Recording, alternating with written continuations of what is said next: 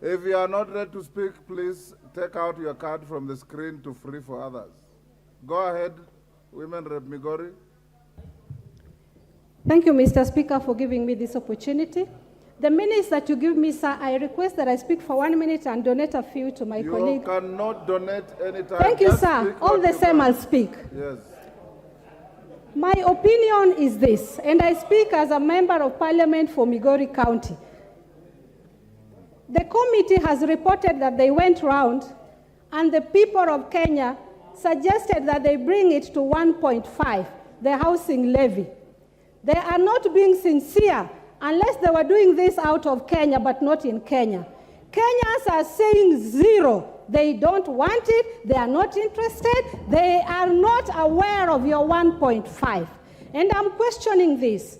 If you are dishonest, even after speaking to Wananchi, where is your honesty? Chair, you said that people told you that they want 1.5.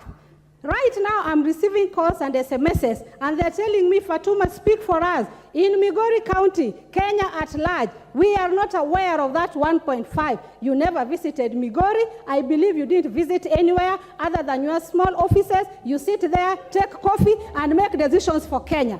We are telling you we are not interested in your levy. We want food on our tables. Our children are going hungry. We don't need houses. We are living in our grass thatch houses. We are comfortable with those houses. All we want is food. And as a youth, I'm telling you, shame who? Shame on you.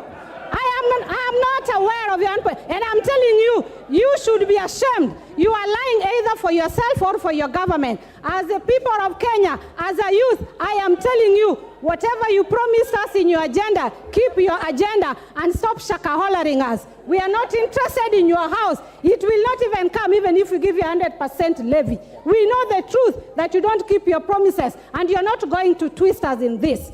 Stop lying to Kenyans and face reality. Kenyans wamechoka. They are not interested in this house levy. They're asking for one request. Please give us food. Don't give us houses that do not exist. After all, as a Muslim, there is a golden house waiting for me in heaven. I don't need one from Kenya Kwanza. Thank you, Mr. Speaker. Wakili Mureu. Wakili Mureu. Rendekeri.